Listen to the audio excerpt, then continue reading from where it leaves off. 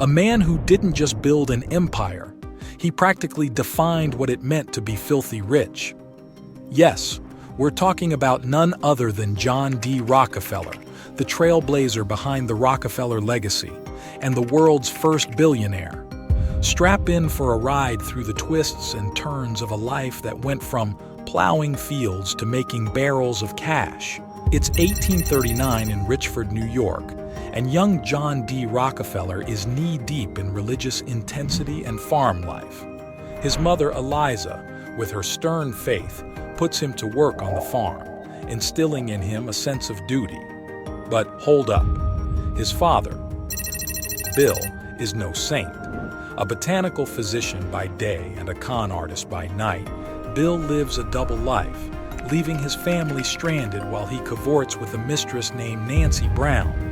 Local legend has it, they even called him Devil Bill. Fast forward to 1849, the year things hit the fan for the Rockefellers. Devil Bill is accused of some heinous acts, and instead of facing the music, he takes off, leaving the family to deal with the fallout. And you won't believe what he did next. He marries another woman with a fake identity and continues his shifty ways, moving the family around like pieces on a chessboard.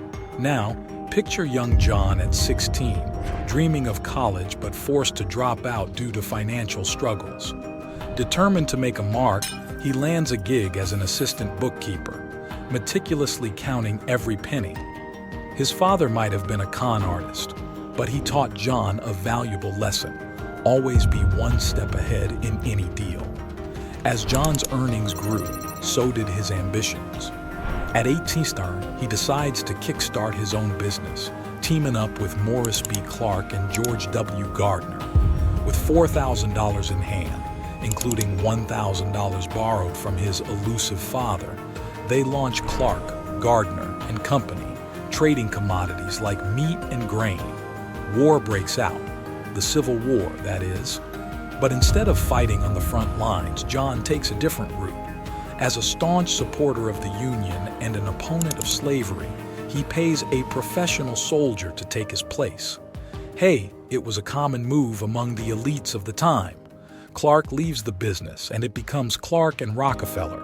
But as wartime profits start to dwindle, they pivot. And here's where the story takes a turn towards fortune. Crude oil is discovered, and the military's demand sends prices through the roof. It's a black gold rush. Speculators are scrambling to capitalize on this newfound oil bonanza. And guess who's at the forefront? Yep, you got it. John D. Rockefeller. He seizes the opportunity, creating a legacy that would redefine wealth. From plowing fields to navigating the complex world of oil, Rockefeller's journey was no walk in the park. It was a roller coaster of tough times, questionable family dynamics, and strategic business moves. And yet, through it all, he emerged as the world's first billionaire, leaving a legacy that echoes through the halls of wealth to this day. Instead of joining the oil drilling frenzy, he focused on refining. In 1863, he set up an oil refinery in Cleveland's industrial hotspot. Now, other refineries were dumping 40% of their oil byproducts into rivers and sludge piles. But not Rockefeller. He used that waste to fuel his refinery and crafted products like petroleum jelly and paraffin wax. Now, here's where it gets juicy. Rockefeller hired his own plumbers, cutting pipe-laying costs in half. Instead of buying barrels, he went DIY and had them built. 2 years into the refinery game, he outsmarted the Clark brothers, sealing the deal for $72,500. Boom! Rockefeller and Andrews were born, positioning him perfectly for the post-war boom. Fast forward to post-Civil War, and Rockefeller's brother William enters the scene, building another refinery in Cleveland. With Henry Morrison Flagler joining in 1867, the trio formed Rockefeller, Andrews, and Flagler, becoming a powerhouse. In 1870, Rockefeller waved goodbye to partnerships, forming Standard Oil of Ohio. This guy's work ethic and efficiency were on another level. By 1868, they owned two Cleveland refineries. In 1872, in what we now call the Cleveland Conquest or the Cleveland Massacre, Standard Oil absorbed 22 of its 26 Cleveland competitors.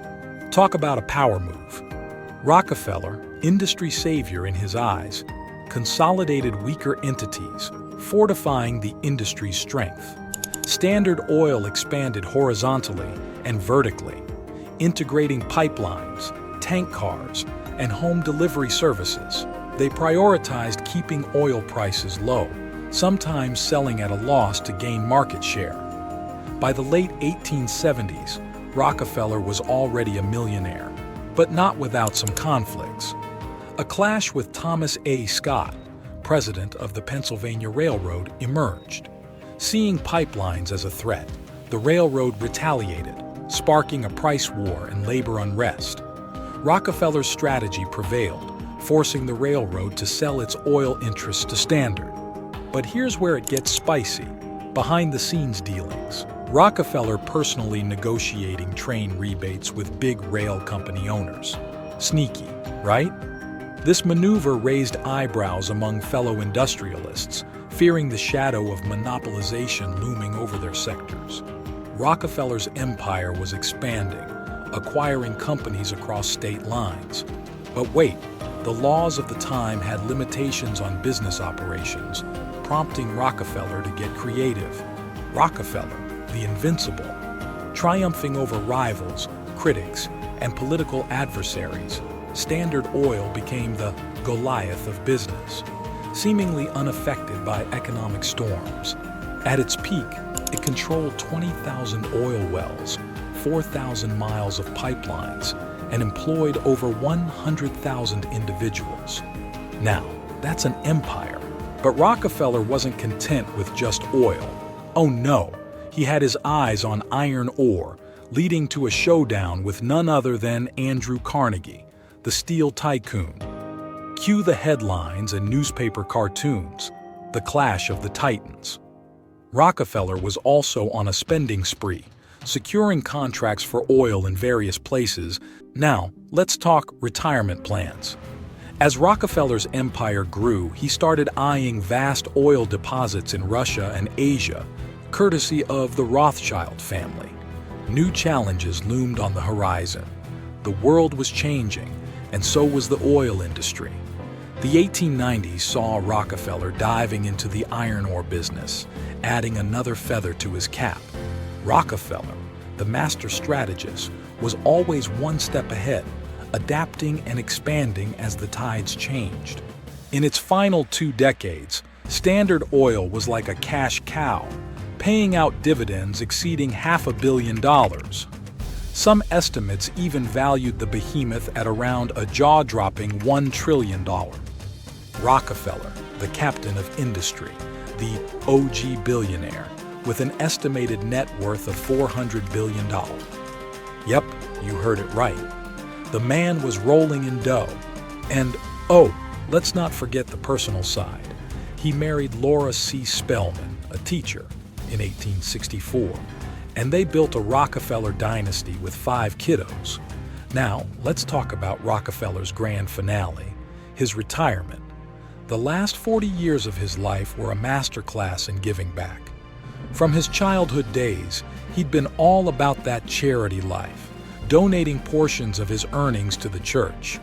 In retirement, he took it up a notch, defining modern philanthropy through foundations that supported medicine, education, and scientific research.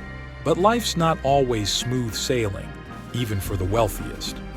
Rockefeller faced health challenges, moderate depression, digestive issues, and alopecia. Yet, these hurdles didn't stop him from being the philanthropic powerhouse he was. The man had a mission, and he was sticking to it. On May 23, 1937, John D. Rockefeller bid adieu to the world. But his legacy? Oh, that endured, cementing him as one of the most influential figures in American business history. Now, opinions about Rockefeller are a mixed bag. Some folks see him as a business maestro, the best to ever do it, a visionary, a genius. But others, well, they paint a different picture. Ruthless, unscrupulous, greedy, and a conniving bully. Don't forget to like and subscribe for more.